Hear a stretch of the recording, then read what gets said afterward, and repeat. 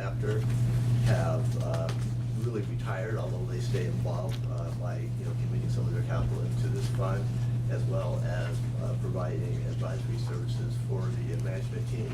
But today it's it's mostly in the hands of Peggy Coing and then Jay Grossman as well. We don't look at this as just an automatic re-up, as Art was saying. We do take these very seriously. We continue to monitor this over almost this whole 20-year relationship that we've had with them, sending a number of staff over to their offices to meet with them on a regular basis, as well as having regular update calls as well. The numbers, I think the performance numbers speak for themselves. They are, high teens. I think that's what we can expect to see from them on this new fund as well. They have done a great job of returning capital to us, as I mentioned. They're all but the most recent private equity fund has returned all our capital back plus some. They are staying within the mid-market space. They are, capping this fund at a $1.9 billion size fund. They could go much higher than that. There's a lot of investors that would like to participate in this fund. They will not have access to it because Avery has a way of keeping their LP base solid, intact, and most of the LPs, much like San Francisco themselves, have been with them for a long time. They will stay in the middle market. They will stay in a more diversified way. They were initially known in the earlier funds as a media specialty fund. Today, they still do media investments, but they also do business services. They do communication companies, and really the sectors that they follow now is over $1 trillion of GDP here in the U.S. They will do some of their investments in Europe, and that's somewhat new for them, but the results there are equal to their U.S. Investments, so we feel confident that they can continue to stay the course and do well in Europe as well. Other than that, I'll turn it over to Cambridge for further comment. Great, thanks, Glenn. So Cambridge also has had a long-standing relationship with the manager. We've had client exposure since the beginning, since Fund 1 in the late 80s. So we've been following the group for a long time. The group, the manager, has delivered across cycles through its 20-plus year history, and we know that there will be little room for new LPs. It'll be an oversubscribed fund, but the system has secured its spot, having had the long-standing relationship and been an early investor.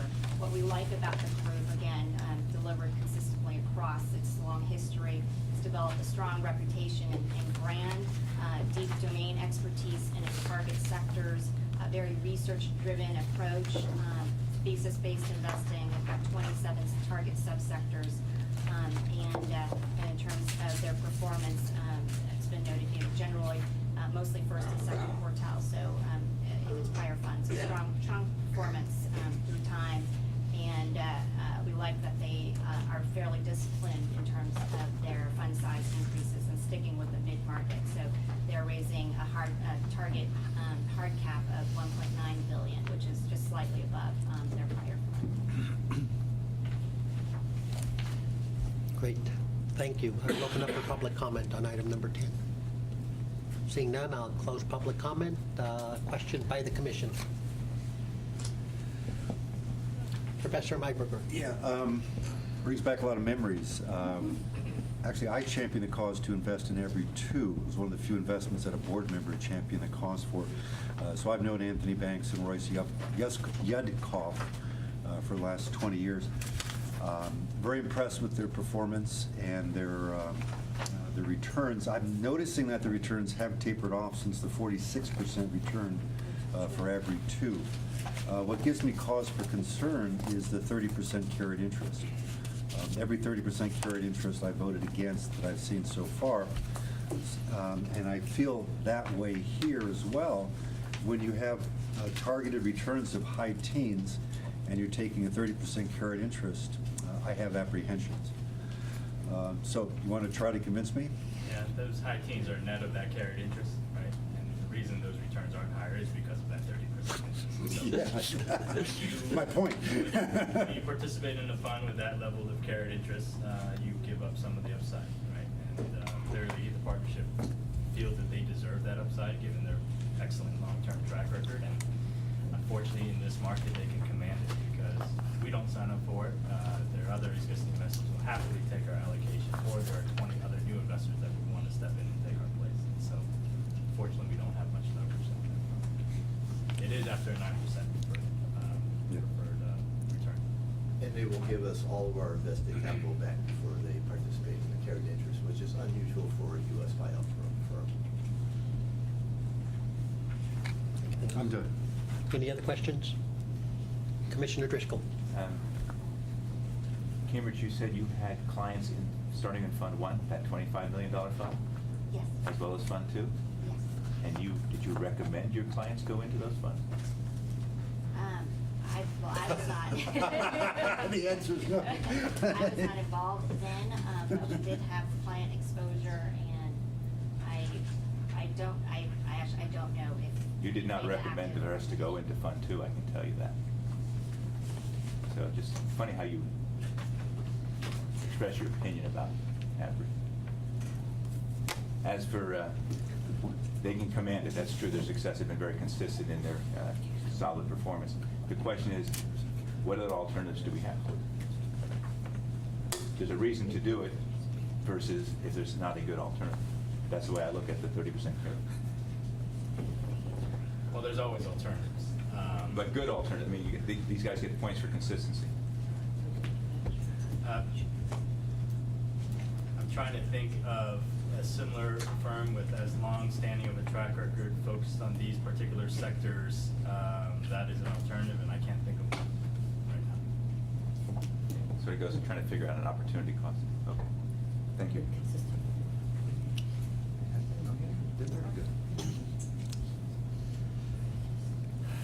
I will go back to one of my themes. Why 50? It would seem to me that this is a candidate for 100. I mean, we're constantly behind on reinvesting. There are certain pots that are better than others. This has the sting of the 30 carry, but it still has all of the elements that suggest that we should go in more if we want to allocate our money appropriately and not be behind the 8 ball continuously. So I would beg the question, is this a candidate to do 100? What was our previous commitment, Zach? 30? 30. So we requested early on in the process a allocation between 50 and 75 million. The 50 is a non-starter. Our current allocation that we have been confirmed with and given is 37.5. We certainly would like more. I've had conversations with one of the managing partners about why we should deserve a higher allocation given our long-standing and consistent partnership with AB across the variety of platforms. But again, they feel that they have upsized us significantly compared to other existing investors, and that if anything should shake loose, that they would certainly give us, consideration for that. But yes, we agree with your sentiment that this deserves a higher allocation. We just can't let it get. This is the environment that we're in, and particularly in this situation, it is extremely tight. So 37.5 is the number now. I'm glad suggesting a 100 lost me 15 million because it sounded like 50 up to now. So I think it's worthwhile really globally is we're asking for 50, but we're really shooting for 35. And that's right. Is that what we're getting? We're shooting for 50, Yeah. but Okay, we're only getting but we're getting 35, 35, so- yeah. And Maybe it's helpful that we really know that. Because, sometimes we leave the meeting and we think it's 50 and we don't quite have the loop around. we shouldn't mislead you on that front, but what we're really requesting is the authority to go up to 50. So if something should shake loose, we can come back to you and request another $5 million more, right? So up to 50, but 37.5, I think it was in the memo that was our allocation, right? Great. Commissioner Driscoll? Yeah. Do they allow co-investing by their LP? I believe they do. Most of these GPs do. most feel. I mean, this is a candidate, not that we've done it yet, this is a candidate, not that we've done it this way. This would be the kind of manager who I would look favorably to for deals because of their consistency. Anyway, that's a sidelight. It's a way of testing our commitment. Thank you. Great, the chair will entertain a motion. I move that we accept staff recommendation to invest up to 50. There's second to that. I second. Great, discussion on the item. Yes, sir. Commissioner Myberger. Yeah, I will vote no, simply because of the carried interest. And also, let's just face, this is a concentrated investment, because I remember way back when it was just the TNT, the technology arena, telecommunications. So that might address why it's not a bigger number, because it is a pretty concentrated investment. So again, I just want to make it clear, I like the company, I've met the principals, I've known them for the better part of 2 decades, but it's the carried interest. Great, all those in favor? Aye. Aye. Passes 5-1. Thank you very much. Could you call item number 11, please? Item 11, an action item, recommendation of real assets consultant RP semifinalist. Thank you, Norm. And Commissioners, this is Art will brief us on the current status of the real asset consultant search. Right. Thank you for approving our request to cancel the previous and reissue the new real assets consulting requests for proposals. At the time of the deadline, we received proposals from 6 consulting candidates. 2 responded, but after the deadline, and so they were unfortunately disqualified. Of those 6, we reviewed the proposals and have selected 3 firms to move on to SME finalists at the interview stage. One is Cambridge Associates, who currently is our private equity consultant. One is Real Assets Portfolio Management, a boutique real assets focused consulting and advisory firm. And one is Townsend Group, Covenant Real Estate Consultant. Thank you. I will open up for public comment on item number 11. Seeing none, I will close public comment. Question by the commission. Commissioner Myberger. Yeah, I just have just a question in terms of the process. Obviously, there's a whole series of due diligence required to interview the candidates and do that. Would you just have just a rough estimate in terms of how much time, energy, how many billable hours, or just give me an idea how much time has been spent on this? So far? Well, including the prior real assets RFP process, so I mean, that process took us over a year and netted us essentially nothing. We had to review about 6 or 7 responses, score them, then select 4 semifinalists, all of whom we interviewed over the course of 4 half-day interview sessions. After that, we scored those interview performances and ranked the respondents, one of which came to present in front of the board, right? And we had to incur legal resources to then try to negotiate that contract, and unfortunately was unable to make an impasse in the contract negotiations. And thus, several board meetings later decided that we had to ultimately cancel and issue this RFP. So we are at the semifinalist stage of that exact same process again. We're trying to accelerate the timeline because of the time that has been essentially spent and wasted. And so, we're trying to move quickly here, but essentially the same process has been followed as we followed for the previous RFP process. I'll save my comments for later, because this was just the Q&A part. Great. Any other questions? I have a couple. In the ranking of the 6 people that bid, could you walk me through the scores for each one from the highest ranking to the lowest ranking with company name associated with Do it? it offline with you, but I'm not going to do At it this here. point of the RFP process, that information is not public. Okay. It will be public once we have a contract and then all of the materials, the evaluation materials be subject to public review. That's a city process. Okay, But I can say that these three scored higher than the three that did not make it. I'm glad you can conclude that. Didn't ask that question. Yes, sir. Yes, sir.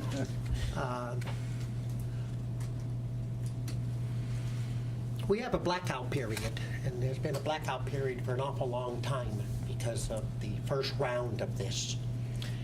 What happens if one of the players doesn't honor the blackout?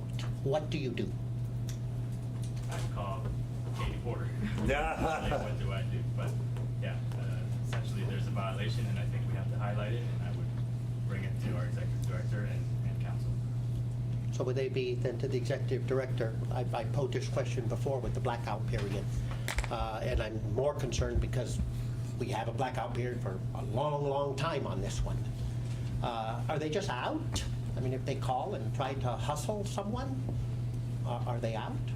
I don't know what you mean by hustle, but I would say that the evaluation would be, to what extent did they try and influence the decision process? And at what point did they try and solicit information, potentially from a board member or a staff member, that would have put them in a preferential position to other candidates? Because what we're looking at is maintaining a level field. So if they were attempting to get information that would have given them an inside track, I would say at that level, potentially they would be eliminated. At least that would be my recommendation. If it was a meeting where there was a casual discussion that happened to come up on a topic that they used, and not necessarily to influence, but maybe to better answer a question, maybe not such a black and white call that they should be thrown out of the process. And so I believe, at least from my perspective, my understanding of the city process, if it appears they're trying to gain an advantage, they have violated the process fundamentally, and I believe that at least at that point, I would recommend that they be eliminated from the process. Or not eliminated, but disqualified from continuing in the process. So you're suggesting, and I'm exploring this, that the mere outreach isn't enough? The nature of the outreach, I think, has to be evaluated. I agree. The mere outreach, I mean, there's a blurred line, and it's not necessarily a blurred line, but they can continue to conduct regular business. So you have a board who has, for example, Townsend, or had Townsend during the last process as its sitting consultant. So interactions from a sitting consultant, it is in the discretion of the board to determine whether this is normal business, whether they're trying to seek information to gain an advantage, or if they're trying to solicit advantage in a process. And a lot of those discussions, that's why there is a requirement under the blackout period that you report those meetings to me. But at the same time, they're meeting regularly with staff to conduct regular business. There's not that complication here because we've terminated the existing contract. But you're absolutely right. On the face of it, mere outreach is not enough. I think it needs to be the nature of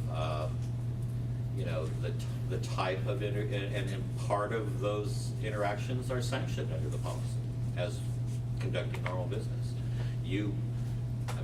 Reach out to Angeles, you could reach out to Townsend when we had Townsend, you can reach out to Cambridge as they are your consultants.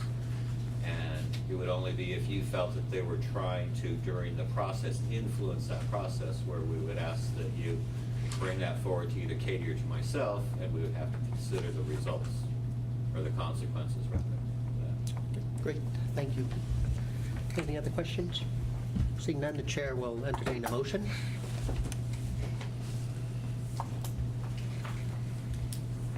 No public comment? Okay. Public comment was open and closed.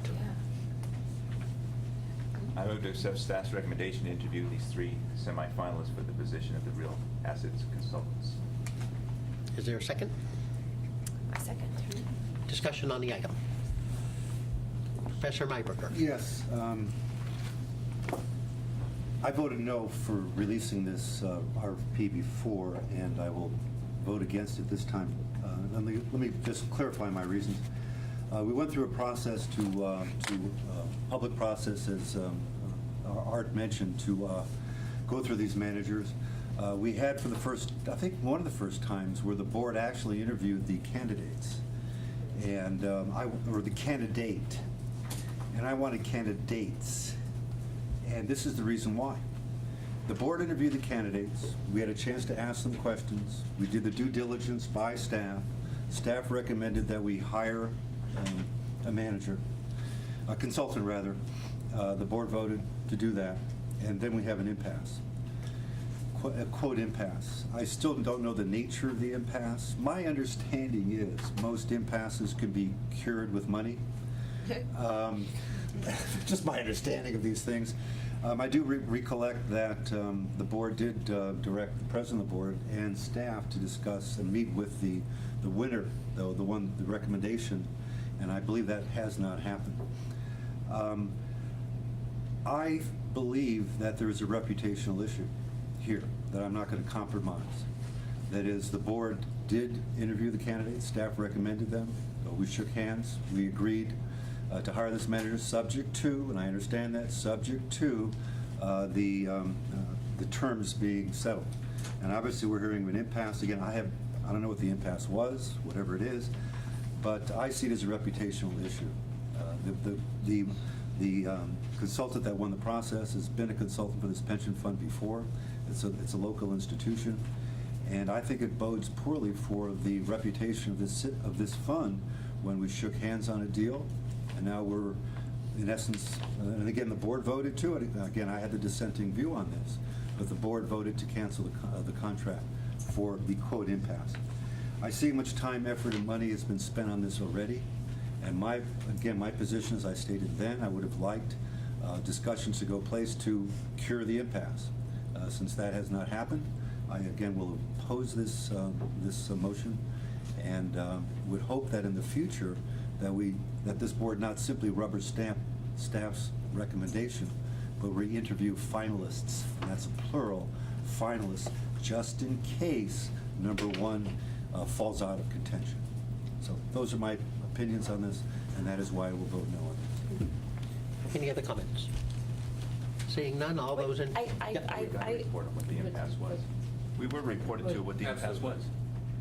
And I would say we never reached a handshake, because a handshake would mean we came to terms of a contract, which we never were able to do.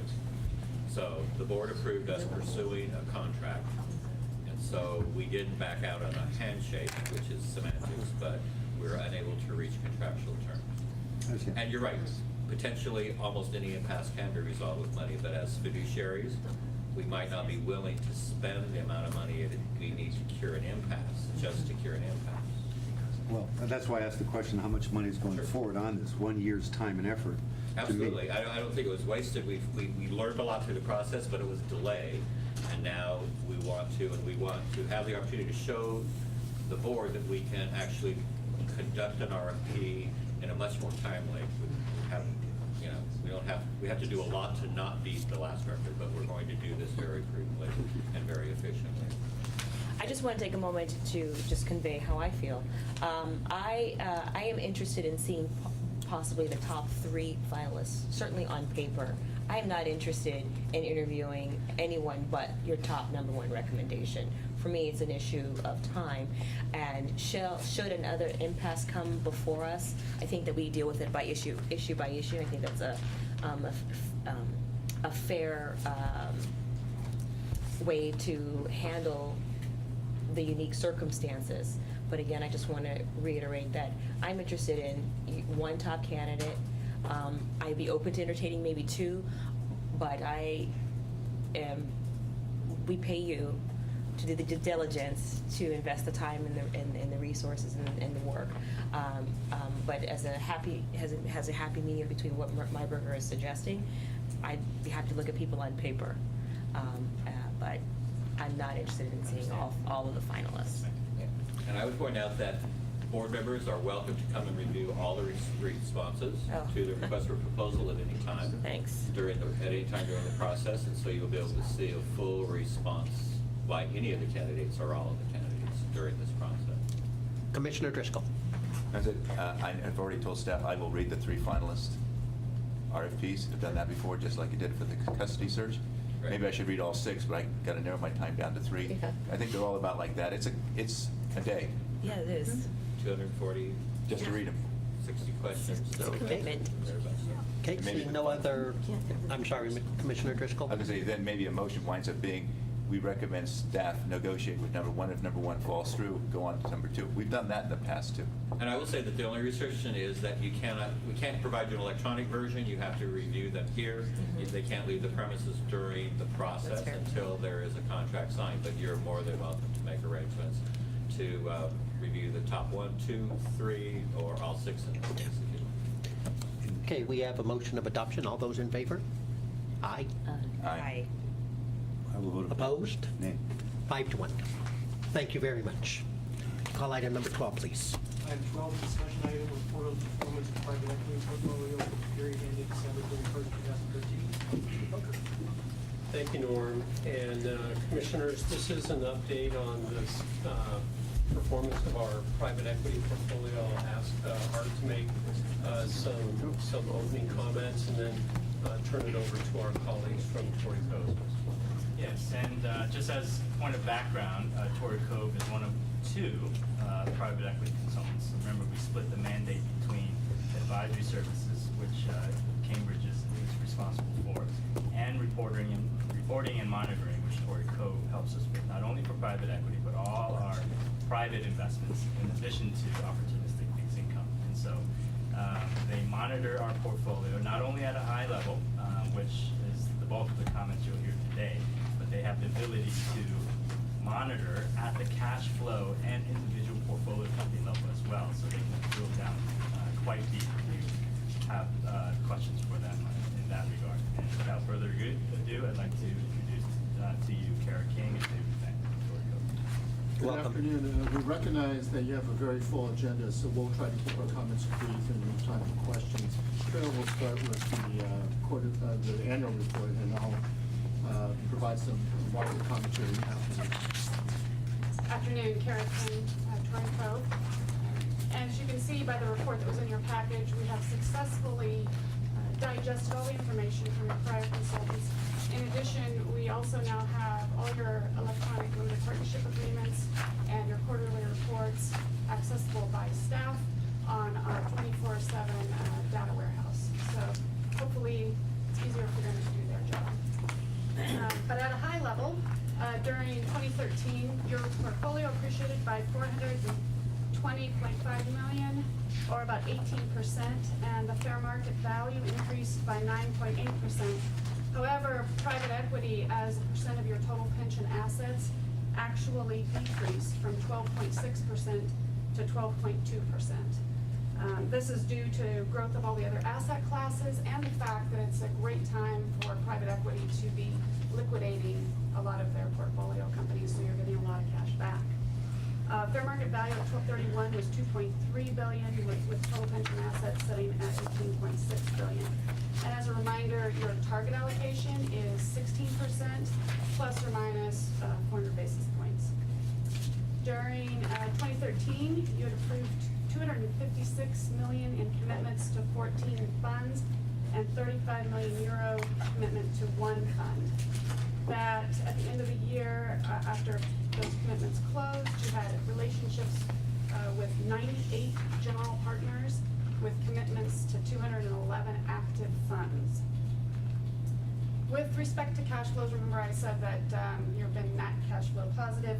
Contributions decreased 14.2% during the year, and distributions increased 15%, making net cash flows positive by $221.8 million during 2013. And you've been net cash flow positive since 2010. With respect to performance, the IRR increased inception to date from 16.2% at the beginning of the year to 16.3% at the end. And all 5 of your major strategies have performed very well for you.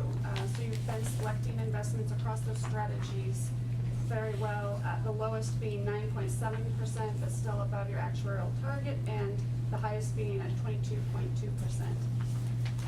For all your funds that are 5 years old or older, 57% of them have produced total value paid in multiples between 1 and 2%, with another 30% producing total value paid in multiples above 2%. You've outperformed your peer group benchmark, which is the Thomson Reuters benchmark, over all periods that we measure except for the 1-year period. 19 of the 23 vintage years that were measured, which also beating the Thomson Reuters median IRR and total value multiple both. In addition, 66% of your international, 71% of your U.S. venture capital, and 70% of your U.S. all other private equity were either in the first or the second quartile, based on Thomson Reuters.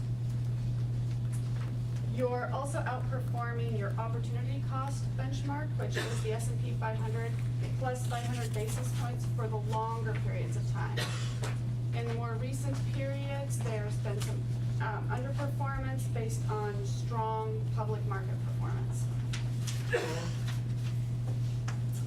We believe this performance is based on how well your portfolio you've selected investments in your portfolio and how well it's diversified, both by strategy and by geography, based on current fair market value, and also based on where it's projected to be in the future, based on unfunded commitments of $1.3 billion. As of December 31st, your top 10 relationships, based on total exposure, represented 30.9% of your total private equity portfolio, and those general partners had produced a 19.8% IRR for you and a total value paid in multiple of 1.9 times. Are there any questions about the performance?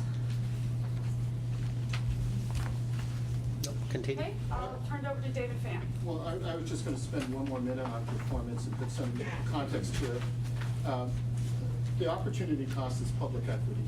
And one of the theoretical exercises we do for many of our clients is to say, if you took every cash flow from your private equity program and invested in a market index, in your case the S&P 500, which is the core underlying benchmark, what would have happened? And running that analysis for your portfolio, you would have created, your private equity portfolio created $1.8 billion of more value than had you invested in the public markets using the cash flow in, cash flow out methodology. There's two approaches. We use long nickels, and there's also something called Kaplan-Shore. A fellow named Stephen Kaplan at the University of Chicago has his own methodology. So using both those methodologies, we get relatively comparable end results, which is order of magnitude $1.8 billion of excess returns over the public markets by having invested in private equity over your time frame. Is that S&P 500 when you say public markets? What is it? S&P 500 index. Mm-hmm. Yeah, so I just wanted to mention that for you, because sometimes when we talk about rates of returns, you can't put that in context relative to dollars. I was just going to spend a couple of minutes on the current market environment. So right now there's 2,200 managers trying to raise $750 billion in the marketplace globally. Now, I think between Cambridge, your staff, and ourselves, we probably see the bulk of the institutional quality managers. So to give you a sense, last year there were about 1,000 managers that raised $551 billion. So there are large amounts of monies out there trying to be raised. And the market is bifurcated. The best managers have no challenges raising capital. In fact, the best managers are in and out of the marketplace in 6 months, whereas the average manager today is taking more than 2 years to raise capital. And so my sense is, based on what we've heard today and what we've seen in your portfolio, that you're seeing probably the top 10% of the managers being seriously undertaken from a due diligence perspective and an investigation perspective from your consultant and your staff. So you guys are seeing the best of the best. Therefore, the best of the best are able to command premium terms. I just want to reflect on a previous discussion you had earlier today, which is someone had a 30% carried interest. Well, they're going to get their 30% carried interest, and they're going to be oversubscribed, and they're going to be in and out of the marketplace in 6 months. So the quality folks are able to raise capital at almost any set of terms and conditions from the institutional world. And there's more than enough capital chasing these opportunities, especially the best opportunities from all public pension funds, endowments, foundations globally. So it is a buyer market for a small segment, and then it's challenging for everybody else. So David, do you ever make a comment about those who are charging the 30% net? Are they still outperforming? Most of the, you know, are they in the top decile or net of their fee? So I think someone made a comment about high teens rates of returns. Is that good on a net basis? Well, let me put it in a different context. We're in a 2.5% risk-free environment right now, right? If you look at 10-year treasuries, about 2.5%. If you looked at historical equity premiums to the risk-free, that's about 500 basis points. You know, the St. Phil members, 500 basis points. So that means equity should be at around 7.5% expected rates of returns. It's actually 620 per year for the last 86 years. Thank you. Geometric, and the arithmetic is 8. 2.5 plus 6.2 implies an 8.7 rate of return. If private equity is able to get you low teens to high teens rates of returns, that's a significant premium over the public markets. And so that's how people back into it. On a relative basis, private equity is still one of the most attractive asset classes that investors like you all can participate in. Even now that so many, you know, I can understand that in the 80s and the 90s, but, you know, as we're getting so many managers in that area, so much money chasing it, does it still stay that high return in the last, let's say, 5 years, 10 years? So we recently looked at 10-year rolling rates of returns for private equity, median performance versus top quartile. And median performance has been about 8%. So top quartile is range anywhere from 300 to 800 basis points ahead of that, depending on the vintage year. You have largely a top quartile performing program. You are earning a risk premium. And those managers that are able to consistently perform in the top quartile are able to charge premium terms. And I think, you know, some of the prior funds that you talked about today have been top quartile performing funds. So you would say that it was a good decision to invest in somebody who's charging 30% fees because net, they're returning better than most of the others in their quartile? Now, none of our crystal balls are perfectly clear, right? Some of them tend to be a little bit blurry. But there is a concept called persistence, which is managers that have performed historically well in the past continue to perform.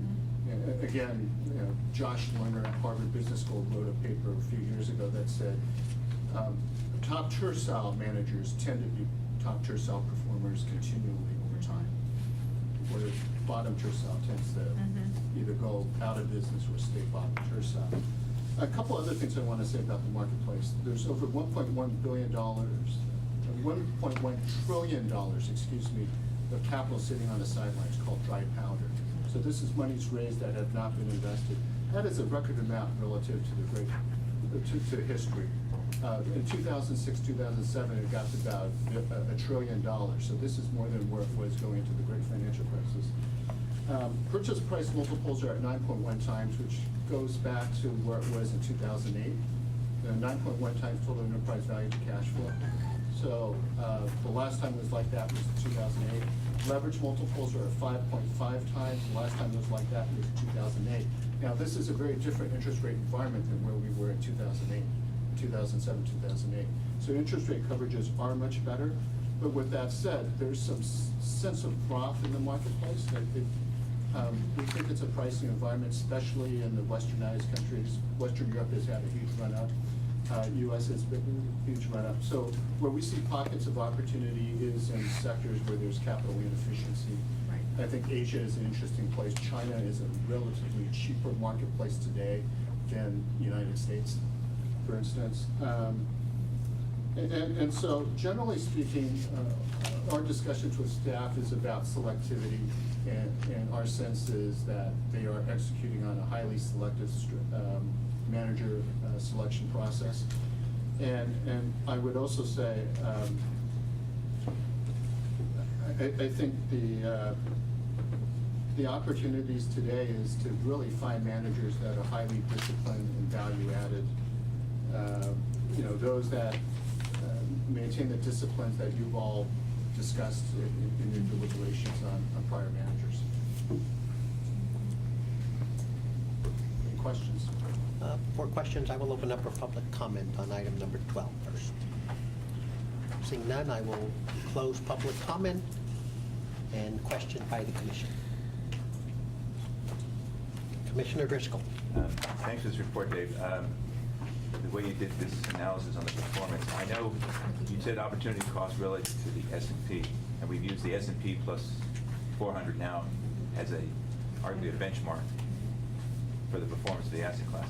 Perhaps we should consider revising that, since more of an all equity is really where venture capital goes. Or not just venture, but there's more of a smaller cap play in this area.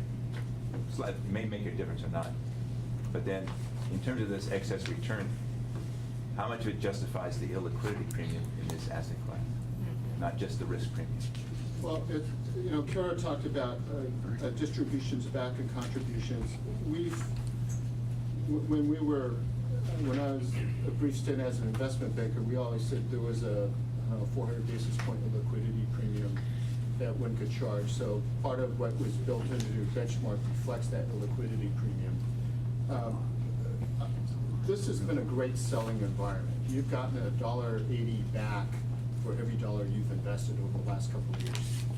And so while there is illiquidity in your private equity portfolio, the capital market environment has allowed you to repatriate a lot of that capital through capital gains and principal repayment.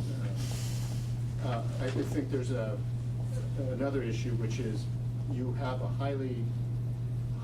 very high quality portfolio. And so if you ever needed to sell it, you would command something very close to par, the commitment value, net asset value of your portfolio in this environment, because the secondary market has become so robust and so flush with capital that the names that you've talked about today would sell at close to net asset value, in some cases at a premium to net asset value. And the last piece of it is you all have a fairly long-term time horizon. That is to say, your pension plan isn't going to go away anytime soon. There might be politicians that suggest maybe reform or other things, but the reality is you have a 30-year time frame, and most of the private equity commitments you're making are 10-year life funds. And so there's plenty of opportunity for you to have long period holds, and I think you should consider private equity as the long-term hold part of your portfolio. And I don't know whether this would help answer your question, but across all of our clients I've seen through the years, there's anywhere between a 300 and a 500 basis point premium put on whatever public index they choose. So the market would suggest somewhere in a 300 to 500. Well, you might say that's a requirement as opposed to that's excess performance. I mean, that's just the way I measure it, because of the illiquidity.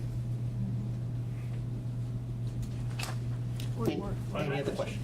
If I may, I would just say, Commissioner Driscoll, that I think we're getting overpaid for the illiquidity, because one, the portfolio is more liquid than you would think of a private investment portfolio, right? And two, people overvalue liquidity these days, right? And so you got to think about it that way, and that's why you think about some of the yields we can get on private credit, the returns we can get on private equity, they more than outweigh any kind of illiquidity premium that needs to be. Okay, thank you. So if you break out what you did here, our different classes of venture capital, and which one do you think performed the best and which one didn't, was less performing? Because I've been looking at venture capital going, oh, that's been a tough asset class to own the last 10 years. Yeah, again, so it depends on time frame, right? Over the last 25 years, Yeah. venture capital is one of the best performing. certainly Right. accretive to our overall returns over the last 10 years. That's not the case at all. Right? So when you look at, okay, so let's frame it differently. For the next 10 years? Yeah, when you're looking out and looking at different opportunities, is that gonna be in the venture capital area? Is it gonna be in private equity, or which area that we have down there you've segmented? So we start with the idea that markets are cyclical, and then each of these sectors, subsectors are all cyclical.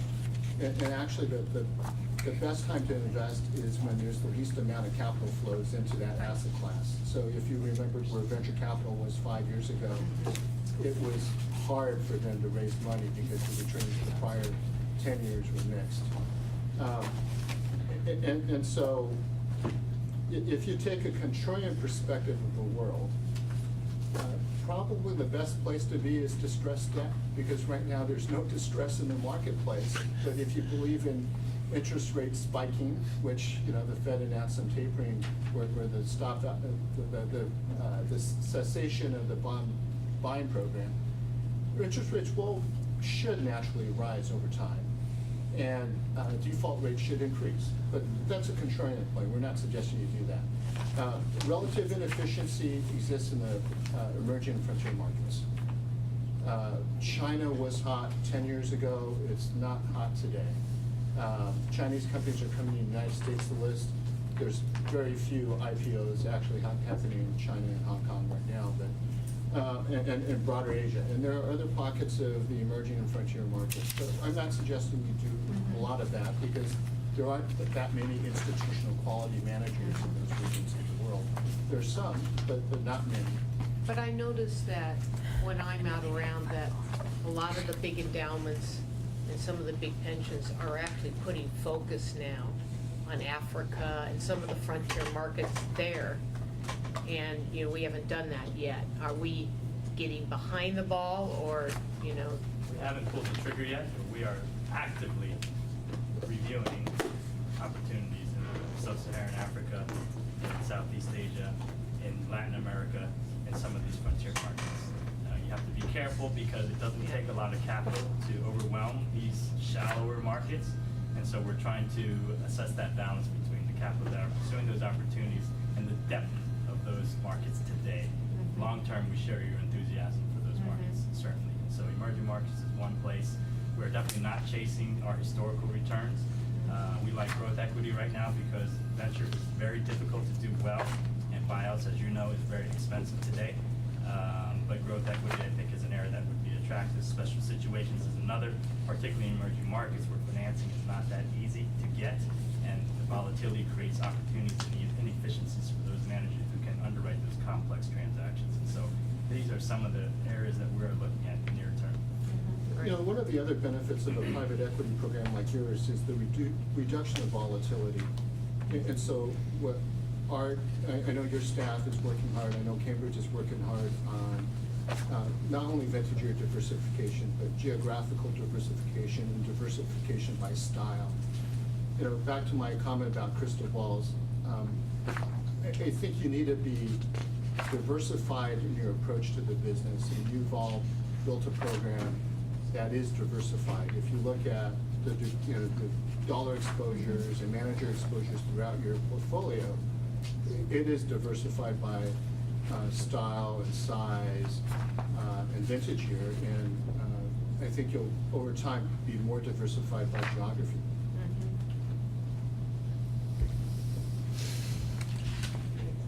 Yeah, a few questions. First of all, welcome. This is your first time here, so that's good. We buy you a beer if you successfully leave here after your first presentation. Remember your first. John? I'd point out the "we" as committee. It's the first. No trust fund monies are used to fund. Yeah, you always get a beer for the first. They always tell me that. It's iced tea. The city's involved. It's coffee. First, let's talk about pace. Page number, unnumbered, page number 4 of your report, where you show the commitments. These will be on the contribution side. So I just want to get an idea of the pace. 278 million is the answer. So this 2013, we committed about 278. It strikes me as a little bit low. I It thought is we had. low. It is low. You know, it took us a while to get the strategy going. We really didn't start until second quarter, right? I joined in the mid-first quarter. We weren't able to get the allocations we wanted. We just stepped up to 50, but as you can see, the board approved 50 in many cases. Yeah. We were ultimately able to get much less. In a couple of situations, 0, right? And so that is something that, yeah, we are looking at a pace that is probably more 2 or 3 times that level. Yeah, that's my Towards question. Approximately what dollar amount per year are you looking at for the pace now? Yeah, I think for this year, about 500 plus, and going onwards about 750, and then pending the asset allocation study where the numbers are finalized, we will adjust the pacing analysis as well. But I certainly think we can support a much higher commitment level. And how much have we done so far? Because we're at the halfway point this year. Do you just have a round This year, number? Just as you recall, I think we're pretty healthy clip so far, about 350. 350, so we're on target. 350, 400, yeah, we're going pretty good this year. Okay, good. A new index, the Thomson-McKinnon Index? Thomson Reuters. Thomson Used to Reuters. be venture economics. Yeah. It should be Cambridge. Right. That's what I thought. Thank you. I didn't want to bring that up. Good. It was the Cambridge. I own everything when this is all done. How come they changed their name? No conflict. Because it is the Cambridge Index. It just changed names. So it's the same one we've used. Well, what's happened, Thomson Reuters is, it's the old venture economics database. And I think they've recognized that the quality of their data could become more robust if they merge with Cambridge's database, and Cambridge could speak to that.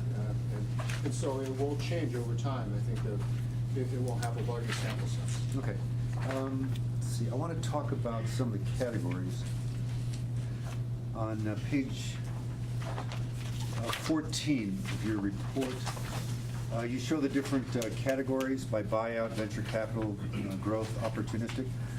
Where is energy? I was looking for Merit Energy in here, because I know they got gigantic numbers for the returns. Where would the energy or the be on your report on page 14? So historically, that was captured in the special situations bucket, but we have tried to be disciplined here to segregate these and categorize these by sub-strategy. So these are transaction strategies, and so the industry sectors would just be embedded amongst the different strategies, whether it's growth equity or buyouts. Most of them would be buyout strategies. Let me ask you specifically, where is Cambridge on page 14? I'm sorry, where is Merit Energy on page 14? Probably in medium buyout, I would guess. Not exactly sure, but. Yeah, and I cannot answer that either, because I do not have a report with me that tells me that. We'll get back to you with that. Because that was your, I think maybe Cambridge did that previously, or it was there someplace. It'd just be Right, so, nice to see. again, historically, it was separated out as a special situation. strategy, but it's really just an industry sector, and so it's embedded in one of these categories. I believe it's in buyout, but we'll confirm, come back. Yeah, I would like to see it, because it just stands out, and I said, wait a minute, because it was a giant, it's like 50% per year for the last The 15, multiple does, the 20 years. return is about in line with the buyout. Yeah. I thought it was much larger. I mean, if you could follow up on that, I'd be very, very pleased. Yeah, the IR is about the same because long-term holdings. Anyway, my recollection is different. The previous page, which is page 13, I like the quartiles in terms of the different parts of the fund. But this, I call this the report card, because that's really what we do. Obviously, we want the top quartile. We'll settle for number 2, but we like the first. So that, to me, is a real key thing, so I like to see that. So that to me is going forward. Let me ask you this, does this jive with the predecessors' reports in terms of the rankings here, if you will? It's pretty close. Yeah, we took a look at that. Okay, so have you reconciled with your predecessor? We've reconciled cash flows and IRRs and unfunded, and we did take a look at where, these percentages fell out as far as first, second, third, and fourth quartile. And Cynthia and I dove in pretty deep Okay. to point out where the differences were. Yeah, so they're pretty close then in terms of what we see. Okay, that's obviously important in terms of how you reconcile that. All right. And just one last point in terms of the spread. Because I thought it was 500 basis points or 250 basis points over the S&P 500 was our target based on the time frame. That was my recollection. I have We lowered it 500. many years ago. Yeah, it was 250, wasn't it? Or how much was it? I think it's probably 400 or 500, 250 sounds too low to me. We lowered it from 5 to 4 many years ago. What's that, Joe? We lowered it from 5 to 4 400 many years ago. So 400 is it? Yeah. Okay.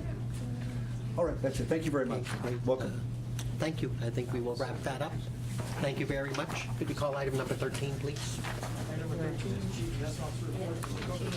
Mr. Coker? Please do. And thank you, Norman. I'm going to ask Bob and Leslie, if he is in the room, we have an update on a couple of items, two of which are not in the CIO report, and I'll brief the board on those. Maybe working backwards, starting on page 3 on item number 8, is we have begun, or will begin, the search for the senior investment officer for real estate and for fixed income. Those are either just beginning or they will begin very soon. On page 2, on item number 4, the last comment talks there about the prices being paid for risky assets. I'll note in the previous presentation, David from Torrey Cove, the last item that they noted in their market commentary is also about the valuations being paid for risky assets. And we've had some sell-off in the previous 2 days before today. We had a marked sell-off. Actually, the economy appears to be quite good. The payroll report last week was very strong, and yet the market sold off pretty sharply the first 2 days of this week. And that's what can happen periodically when we do have elevated valuations. It is earnings season. Earnings seasons begin to come out today. The first company to report, Alcoa, beat their earnings expectations by a sizable amount. Their stock rose very appreciably. So from this point forward, given that valuations in the S&P now are approaching over 18, approaching 19, is that it's going to be an earnings and sentiment-driven market. There's really not much room left anymore for multiple appreciation. On page 1, on the first item, we do have an update on BlackRock, and I would ask Bob and Leslie to brief the board on some developments at BlackRock and our opinion as to the initial determination by the SEC. Right. Bill's done a really good job on his write-up, so I'm going to try and be very brief. But the SEC has issued a Wells notice. A Wells notice is basically an indication that there is a pending enforcement action, and it provides the investment manager at BlackRock, in this case, an opportunity to respond and provide information as to why they think an enforcement action is not necessary. So it's simply a procedural step at this point. BlackRock, as Bill noted, does manage about $1 billion for us in 2 different index products, one being a core bond index fund and the other one being our Russell 1000 value index fund. It is worth noting that Mr. Rice, who is the former portfolio manager, is on, he left in 2010, was on the mutual fund side of the shop. Our assets are managed by BlackRock Institutional Trust Company, which is the institutional side. However, the SEC notification did go to BlackRock itself, and Mr. Rice is no longer with BlackRock. Leslie, if you want to. No, I really don't have much to add. This is, it's a material event. We know about it because it was noticed by BlackRock as a material corporate event in an 8-K filing. And it's truly too early to tell if anything will, what will come of this, but it's certainly worth, we will be keeping a close eye. I have a question. Yes. Do we have a time period that they're looking at? Are they looking at BGI side before they became a part of BlackRock? Are they looking at anything in that time prior? I'm trying to remember, and Commissioner Bridges, when did when did it become BlackRock? Mr. Rice was there from '05 to Yeah, 2010. it was '09, so this actually started right prior to the merger acquisition. I think that's the question, yes. Yeah, I wasn't actually. Yes, you're correct. Yeah. So you're thinking, because I was on that board, or BGI's board, so. Yeah, but this started prior to Yeah. the merger. Oh, so, but is this, Wells knows about the timing before the merger or after the merger? I would say split, because the merger, as you noted, was '09, and Mr. Rice was employed from '05 to Okay. 2010. So it does Sorry, cross over. 2012. 2012, thank you, sorry. But it crosses. It crosses, definitely Mhm. crosses. Okay. Let's go back to the report. Yep, very good. Thank you, President Chris. Two other items. Another one is to brief the board on on two developments that have taken place since the board package went out. One is regarding a development regarding European investors, one of our a global REIT manager. And I'll ask Leslie and Bob to brief the board on those developments. So this is just an example of the kind of corporate activity that we monitor as part of manager monitoring. An email just this morning came through from European investors, or as they call themselves EII now. They had been a sub-advisor to Schroders for a global real estate securities portfolios. They're a $12 billion firm. $2 billion of that was managed for Schroders. Schroders has decided to take that management in-house. So the firm will have fewer assets because of that development. Still be a very robust $10 billion firm. Schroders is also keeping them as a manager for some separate accounts.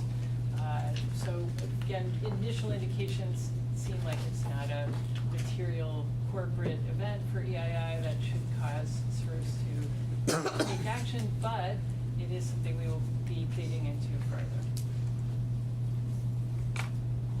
Okay. Great, thank you. I Very will- good. Thank you. And one more item, another development since the board package went out concerning an investment in our private equity portfolio, and Art will brief the board on that. Pardon? Yeah, okay. Ed. Yes, this is a disclosure of an investment that was presented, approved in closed session, and has since been closed. In Asia Alternatives, it was a large commitment for us, a total of $200 million, comprised of a $50 million commitment to Asia Alternatives Capital Partners 4, the fourth in a series of top quartile Asia-focused fund of funds, sponsored by Asia Alternatives, a firm that is locally headquartered here in San Francisco, but with a footprint across Asia, as well as a $150 million separately managed account that would give us the ability to further increase our exposure to Asia. We will continue to build relationships directly with the most exceptional managers in Asia, and we have a couple of those recommendations for the board today. But this separate account gives us the ability and the flexibility to participate in smaller, faster-moving opportunities in a vast and diverse and dynamic region in Asia. Great, thank you. I will open up for public comment on item number 13. Jean Thomas, retiree. I noticed that the end of the fiscal year preliminary best available results is the firm, thank you. The firm, the asset value is about $19.7 billion, which looks to be an all-time high. Is this near 100% funding for the fiscal year? That's my question.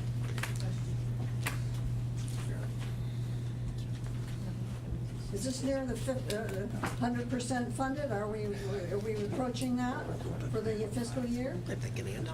I will say the last reported actuarial liabilities were $20.2 billion. Okay.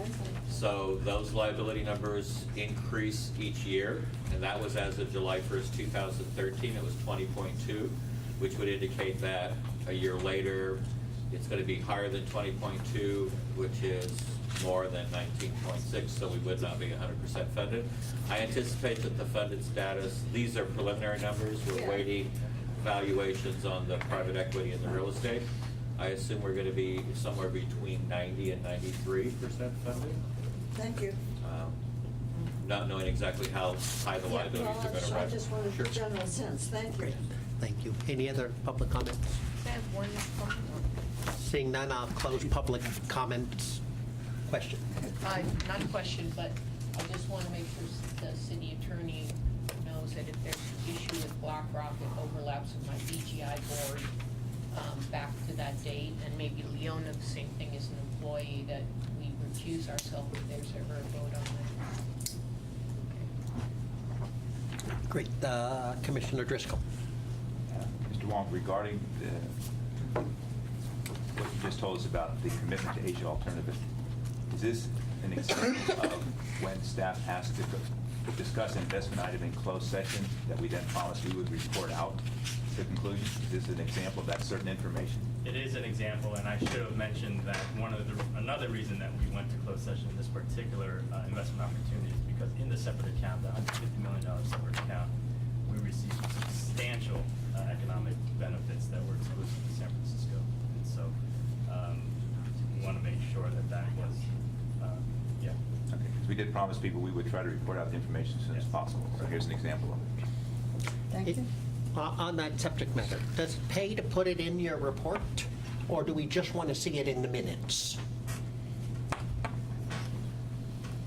Closing came before we issued this, I believe. It was in the last couple of days that we had the closing on Asia. That's right. But we'll definitely have it reflected in the minutes to the level of detail that is provided here in this discussion. Yeah, that would be fine. I mean, the legal requirement is simply that it be reported out, so staff can do it orally or they can do it in writing. So it's really up to the board and staff how to do that. I'm open to your input, but my instincts tell me, as a city body, it makes more sense to put it in a report and report it out. It comes up on an agenda, and then it comes up on the minutes, and people can prepare to be able to speak to something. And that's the whole purpose of these calendars, is to allow the public to be able to come and address us. So by it being in your report, they have an opportunity to address us. By it not being in the report, they're blinded for it unless they attend.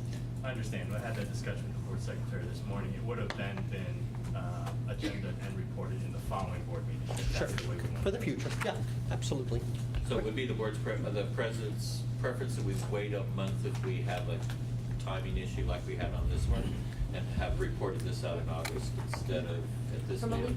legal perspective, it has to be the first public meeting following the closing, so there can be an oral report followed by a written report at the Sure. subsequent meeting. Yeah, But in order to absolutely. meet the legal requirement, if the timing requires it, you would need to make an oral report at the first one. Okay.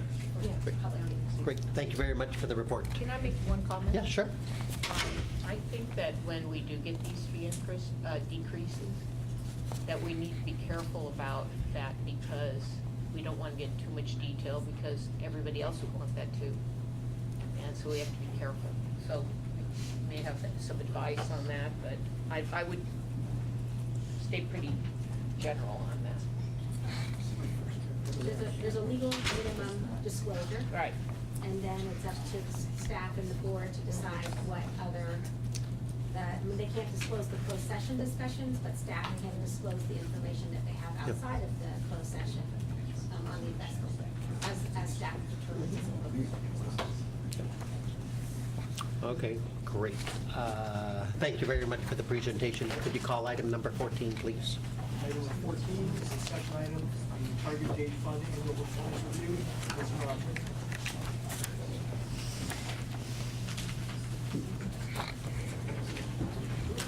I'll try to.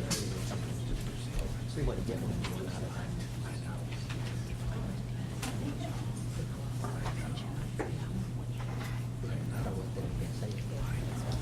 Can you switch item 16 ahead of 15, because she has a report on Russell Investments, the purchase by London. I think she wants to give before they make the presentation. Sure. I am going to flip item 15 and 16. It would be better presented and received by the commission for content purposes. So could you please call item number 16? Actually, it's 15. It's 15, 14, and I'm 15. sorry, yes, I Was it misspoke. 14 that comes? Item 15, discussion item, the deferred compensation manager report, Ms. Ross. Thank you. Julia Durant, deferred compensation manager. You've received the information, the monthly activity report.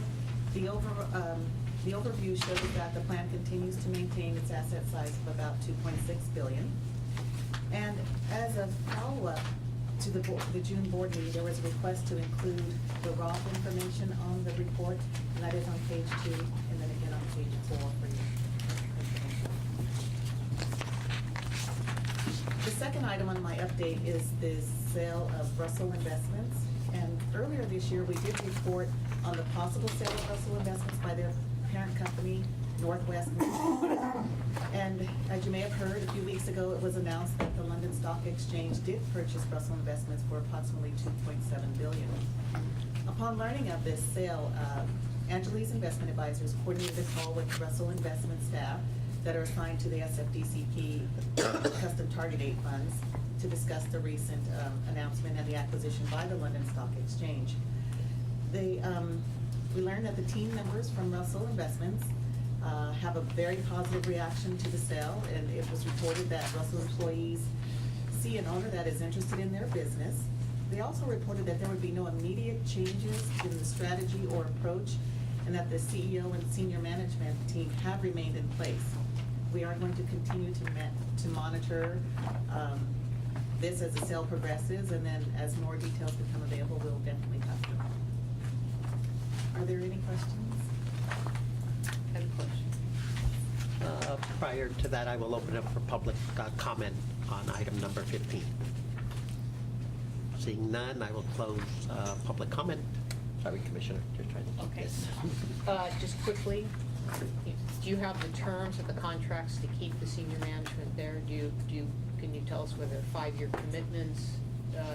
What happened with the negotiations of that? I believe in our conversation, they have not had those contracts. They were not reported. Are they allowed to respond? Can you report that now?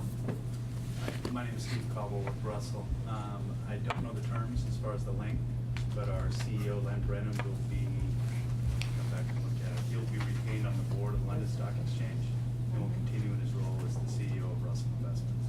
So, when I get involved in things like that, as just a lawyer, I want to look through the terms of the contracts, how long people are going to stay, because usually, I've been in organizations that have been bought, and you're already thinking about the next thing Yep. to go to. So I think we need to be assured that the group that we're working with, the stability in the firm is there. So hopefully offline, we can come back to and you let. with the terms. Yeah. Yep. Any other questions? I have the same questions. Because it is important, and that's a major thing we need to know right away, is the change. And hopefully we can get that sooner than later. Great. Anything else? Seeing none, thank you very much. If we can now go back to item number, call item 14, please. Item number 14, a discussion item, target date fund annual performance review, Ms. Ross. Julia Durand, deferred compensation manager. Russell Investment Advisors is here today to provide a report on their annual update of the target date funds. Although the report is titled the first quarter review, please note that the report actually shows the results ending the first quarter, and it also includes returns throughout the first year and since its inception.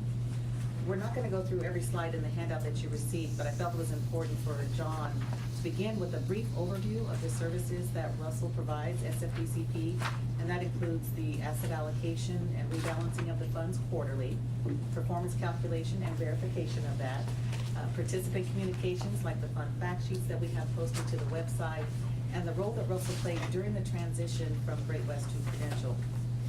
I am pleased to share with you that our target date portfolios have grown by approximately $140 million since last year, and that now represents about 24% of our portfolio. And John's going to show you where most of that growth occurred by fund. In December, the board did approve the reallocation of the glide path, and they're prepared to show you what this change looks like and how the manager has positioned the fund. And finally, there's going to be a review of the major drivers that represent the performance and returns from the fund, for the funds for that since the inception. And at this time, I'll turn it over to John and Steve. Great, thank you. Nice to see you all again. Appreciate your time, commissioners. We'll start off on slide 6, which is the asset review that Julia mentioned. So just a clarification, I think Julia said assets have grown 140 million in the last year. That's actually over the since inception period. So assets have grown since inception 140 million. 60 million of those are contributions. The remainder is market appreciation. But you can see how the assets have grown per fund on page 6, where some of the funds in the middle of the glide path have grown a little bit more substantially than those closer to retirement, which is expected, given the fact that retirees or those near retirement may be taking redemption out of the funds. So in total, the assets are now about 540 million. I'll turn your attention now to slide 9, which is the portfolio positioning of the target date funds. Really, our glide path model really is designed to take risk early in the glide path, longer through mid-career, but then to preserve capital as you get closer to the point of retirement. You can see that demonstrated relative to the Morningstar universe median. That's a custom median universe of major providers in the industry. Slide 10 highlights just the asset allocation and the diversification. I'll just remind you that it is an active passive mix of underlying investments. But within the glide path, we do have strategic exposures to equity securities, in addition to real assets, opportunistic credit, and core fixed income. So that gives you a sense for the level of diversification within the strategies, which is relatively important given the market environment that we've seen over the last couple of years. Slide 11 gives you a sense for the details of just how managers in aggregate are positioning the target date funds to outperform the composite benchmark. You can see that they are still positioned for pro-cyclicality in terms of economic recovery with positions in information technology, consumer discretionary. There are also overweight positions in EM Asia and developed markets in North America. In terms of factor exposures, we maintain positions underweight size and which is traditional for active managers, a relatively high position in highly volatile stocks in terms of the volatility factor. I will now turn your attention to slide 15, which is the asset class performance of the funds for both the one-year period ending March 31st, 2014, and the since inception period ending the same time frame. You can see it was kind of an exceptional bull market for equities in particular, with U.S. leading the way over the last year, specifically U.S. small cap. We've seen that start to reverse a little bit in this year, specifically in this latter quarter where small cap has started to underperform, but as of the ending performance period, U.S. equities performed strongly. Our assessment is primarily related to a lot of the quantitative easing and easy money policies of the Federal Reserve. Next to equities or real assets, you can see that real assets have relatively lagged over the 1-year and 2-year periods compared to equities, given that it's been a reasonably strong bull market. And then relatively diversified returns for the fixed income components with high yield outperforming emerging market debt and TIPS being the worst performer of the 1-year period and since inception. I will turn your attention now to slide 17, which is the 1-year results versus the simple benchmark and the composite benchmark. The simple benchmark is just a 2-component benchmark using equities, global equities, and fixed income, U.S. fixed income. The composite is a representation of each of the asset classes that we are invested in and how well the managers are adding value versus the composite benchmark.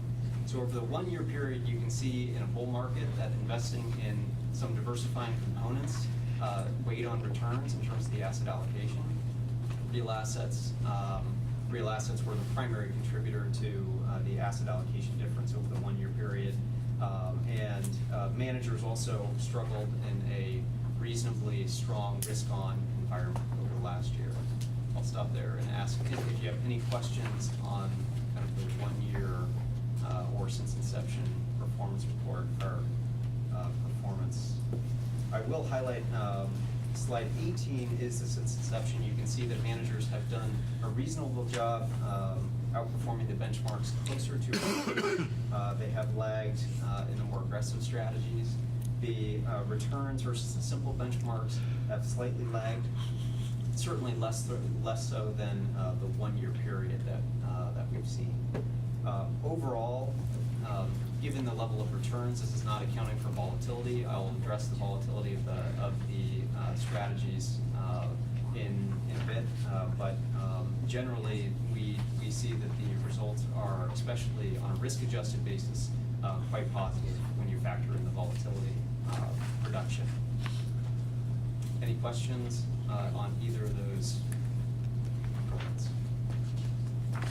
I did want to highlight just the fact that the first quarter really started to see differentiated returns. So you can see in slide 19 that the primary U.S. equity bull market was slowing in the first quarter, and real assets, commodities specifically outperformed as the best performing asset class within the funds. So you can see in this sort of environment, very strong returns when equities, and specifically U.S. equities, are not leading the way. You can see the 1 year and since inception returns of the target date funds versus the quartiles of Morningstar reports on slide 20 and slide 21. We would just highlight that this is a retail-centric peer group that tends to have very high home country biases. And so in a well-diversified structure, we would expect to lag in this sort of environment, but we would certainly expect to preserve capital in a recession period better than many providers in the industry, given their more equity-centric, home country bias-centric positions. Slide 22 is really the comparison of volatility versus your two benchmarks. You can see graphically a notable reduction in volatility versus the equity component of versus the simple benchmark, which is using primarily just equities as the growth assets component. And I'll highlight the Sharpe ratios, which are shown on the far right side of the page, which are superior to your simple benchmark, which means that per unit of risk, your returns tend to be better than your simple benchmark, given the level of risk that we're taking in the funds on the more aggressive end. The more conservative end is a little bit less, just given the TIPS allocation, which has been a little bit more volatile. I will stop there and ask if you have any questions. I think you can continue. Okay. That concludes your report? That concludes the report. I have a question. Okay. Page 26. Yeah, let's go to page 26. Okay. Can you tell me, I want to get into the fixed income, why we so underperformed in that, but also the mid-cap growth. Do we have a manager in that SF mid-cap growth next to the Russell mid-cap index?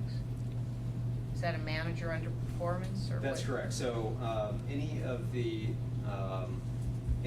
manager returns that you're seeing here are going to be versus their respective. Yeah, so who was that? Indexes. I'm not sure who In the mid-cap Angeles, manager don't you guys is. know what mid-cap manager Do you that have is? that, Leslie? Okay, and then, Is that Acorn? you know, Leslie, why don't you just get back to me on that? And then, some of the fixed income looked like it really had a tough performance in the whole sector. So can you let us know, what's driving the underperformance of the PIMCO commodity? That's their TIPS product. It's a commodity real Yeah. return, so it's a combination of tips and other commodity benchmarks. So, I mean, for the quarter, you see positive, but yeah, The 1 year, yeah. So just maybe on those, because you can see, I don't want to get into everyone and hold it up. the emerging lag, I mean, so many of these, we underperformed in it. Can you just get back to us and let us know why that is on so many of them? Sure, and I think at the next meeting, actually, our semi-annual report is on the agenda. Okay. So Good. Okay. Great, I will open up for public comment on item number 14. Seeing nobody, I will close public comment. Further questions by the commission? Commissioner Driscoll. Do you remember which indexes we used for the simple, Yes. for the 60/40? It's the MSCI All Country World IMI Index. Right. And the fixed income is the Barclays US aggregate. So then one of the measurements about the target date fund, we agreed to add so many sub-asset classes for other opportunities. The objective was more along what the Sharpe ratio is trying to demonstrate. And that's what we want to focus on, why we make something so sophisticated. That's right. Is whether I'm prove whether that's working out or not, as opposed to going back to something more simple. Yep. We would certainly articulate that these funds have not been designed exclusively for a bull market. And so we are expecting these not only to provide superior risk-adjusted returns in this environment, but specifically over a full market cycle where we could see the U.S. economy or the global economy start to turn to recession. Right, a one-year number, or however long it's been, has been a year and a half. Yep. That's good. Okay. Thank you. Yeah, page 12 of your report. First of all, this is as of year-end 2013. So you got some ending 13 and some ending the first quarter of 14, page 12. It may just be a typo. Everything should be as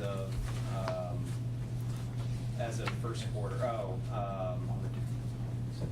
I believe that's just a typo. Why don't you get We will back? follow up and make sure that we clarify that with Julian, so thank you. Okay, on the bottom of the page left, you show your average duration of the portfolio pretty close to the benchmark of 5.4 years. The maturity a little bit higher than that. Look at the column next to that. The current yield is substantially lower, and the yield to maturity is substantially lower. This is big. 1.6, well, I like the yield to maturity, it's more indicative. The yield to maturity for our portfolio in orange is 1.32%, and the benchmark is 2.5. That's a big difference.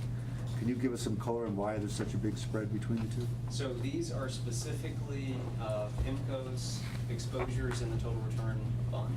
So, everything would be specific to, PIMCO's structure within their fund.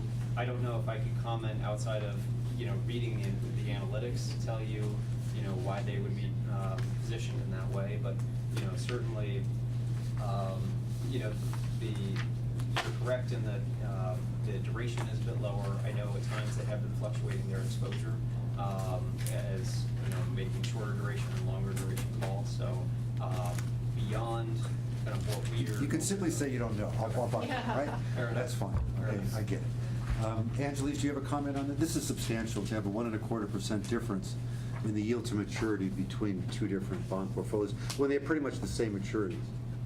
Yeah, and Do you have any- when you look at the credit quality and everything, it actually seems like a bit of a strange number, Okay. honestly.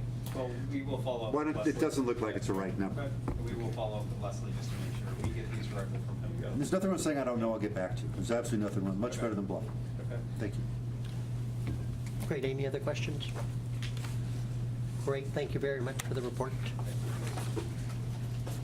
Norm, could you call, I believe, 18 now? Item 18, the action item is request for industrial facility pension adjustment from 50% to 78% for Ricky Shaddix, the Allen Code of Valley and Mike. Okay. We provided the board a confidential memo from the city attorney's office, and we Yep. would ask that you vote in support of adjusting Ricky Shaddix's industrial disability retirement from 50% to 78% by ballot vote. Okay, great, I will open up for public comment on number 18. Seeing none, I'll close public comment if everyone can cast their vote.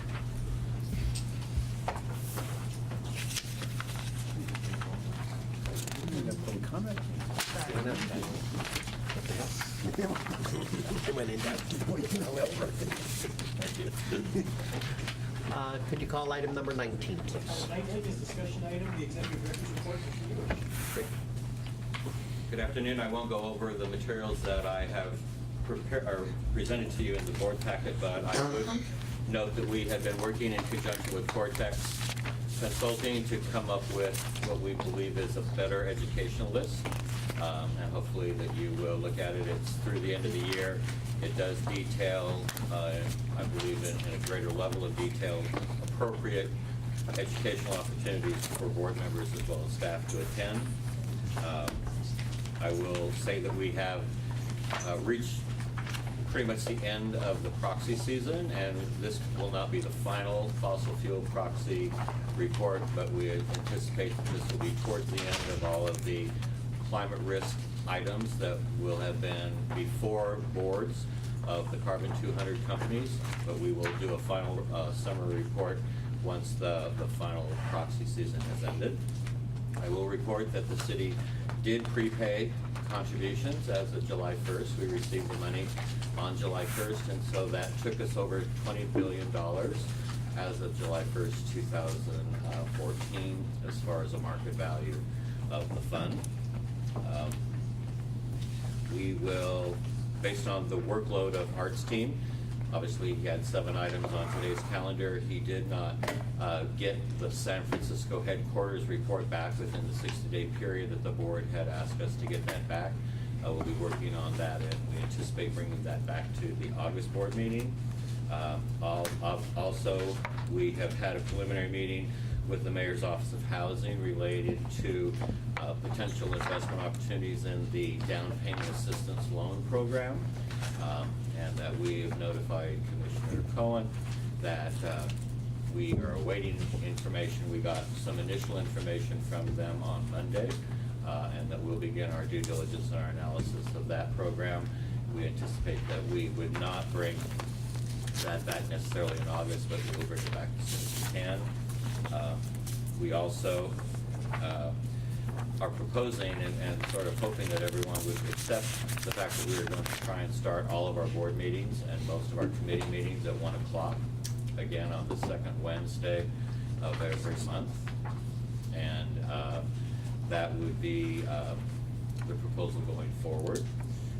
I will also report off of what I've put in my report that we are having a cancer presumption hearing. I'm not sure that you're familiar that President Chu of the Board of Supervisors and Supervisor Wiener have submitted an ordinance that would create a cancer presumption, a rebuttable cancer presumption for safety members who apply for industrial disability. And according to the charter, we are required, the retirement system, to provide a cost and effect report. We've had Chiron prepare a report. We forwarded it to the Board of Supervisors. First hearing on this ordinance will be tomorrow morning, and we'll be in attendance. Karen and I will be in attendance to present the report and answer any questions of the committee. It's before the Government Audit and Oversight Committee. And that's just for an information piece only. Final piece is that we have also been notified by the city that the rating agency meetings will begin at the end of this month into August. And again, Karen and I will be working with the city on our presentation materials, and we'll be attending those meetings and presentations before Fitch, Moody's, and S&P. Be happy to answer any questions that you might have. Great, thank you, Jay. I will open up for public comment on the Executive Director's report. Identify yourself and Claire Zvonsky, retired city employees. Starting at 1 o'clock presents a problem for our representatives because we also meet on the same, thank you, we also meet on the same meeting day, and we don't conclude our general meeting until 1 o'clock. So it makes it virtually impossible for our representatives to come and monitor and participate in the retirement board, and it's an essential issue with regard to retired city and county employees. And so we implore you to continue the 2 o'clock or to somehow, if we can work out some other kind of accommodation. But this is a serious problem for our members and for our representatives to come and be present if you start an hour earlier. We were grateful that you moved it to a time that was more accommodating for us. Great. Thank you. Any other speakers? Seeing none, I'll close public comment. I think Jean Jean, has- did you want to say something? No, I'll just. Okay. Questions by the commission for the executive director? Professor Myberg. You have two issues. One is the headquarters building, and the other is Gao Capital. For the headquarters building, I just want to temper our expectations what we're going to get, because my recollection is 2 months ago we were expecting it today, which was 90 days later, 60 days later.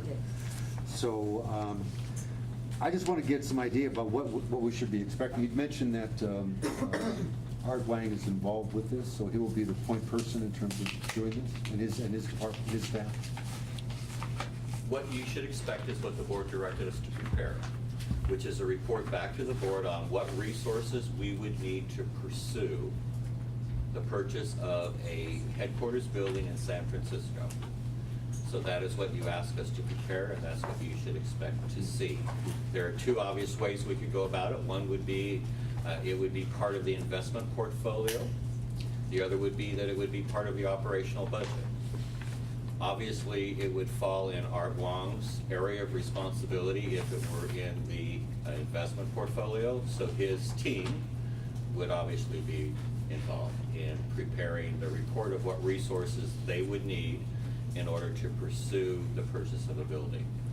I think you saw Art send out, it's on our radar, you saw him send out earlier this morning an article indicating, build versus rent, in San Francisco. So it's on our radar. It's just basically a priority of workload, and I made the call that, in fact, bringing the investment deals and the reports to this board meeting were more important. I'd also talked to Brian, who was the one who'd made the motion that it be brought back in 60 days, and he obviously is interested in being here to hear the report. So I didn't feel that there was anything major in delaying that till August.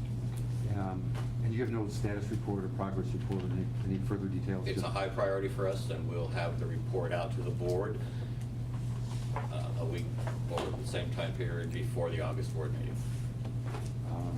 There's not a preliminary report. Okay, yeah, I got that. You said resources needed? It says, which is, what do you mean resources needed? Could you- Actually, the motion was very clear. It was for us to bring the board a plan that would define the resources needed to pursue the purchase of, the issue is, do we have staff on board? Do we need a consultant? Do we need special skills? And that's part of the evaluation. Okay, I just want to know if we're talking about the size, do you need any details on the size of the building, Oh, absolutely not. I think we believe we know best the size that we need going forward on a building, but I think we've had discussions of what size it would be. It's not going to be at that level of detail. I just want to get some idea of what we should be expecting then in terms of what's going forward.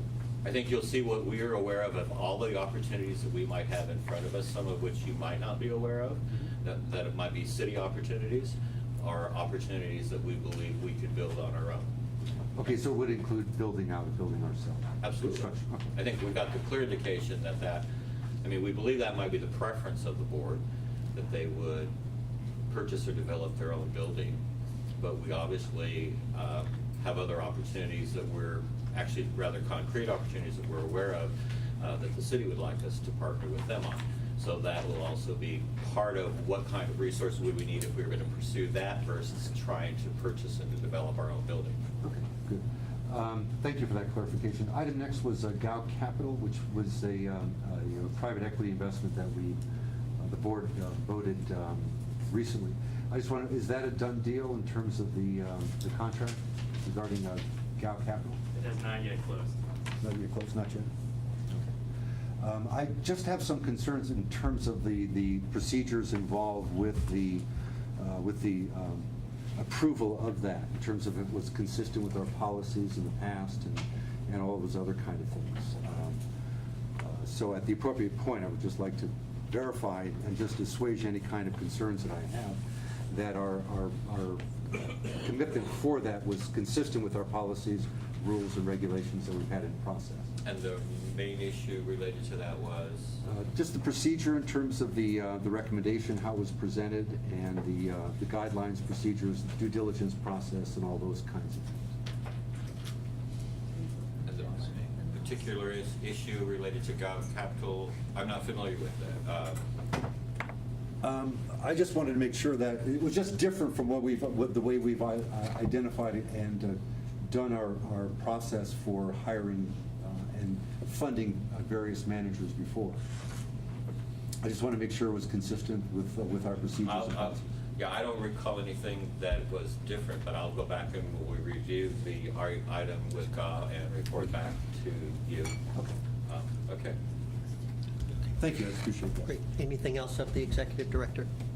Seeing none, thank you, Jay, for the report. Next item is item number 20.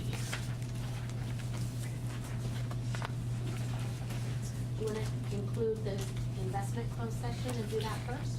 Correct. So we will call item number 7, recall number 7, and 20 to go into closed session.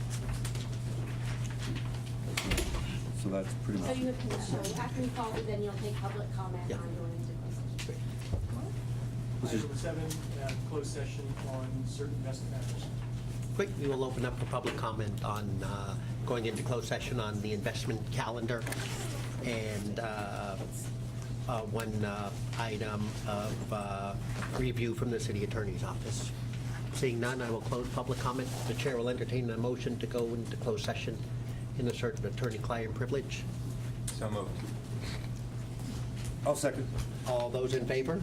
Aye. Passes unanimously. Thank you. Just one other clarification, was there any other public comment at the end of the board meeting that we do? I just want to clarify that we've done all our public comment. No, there's nothing else on the agenda. right? Okay, I just want to make sure.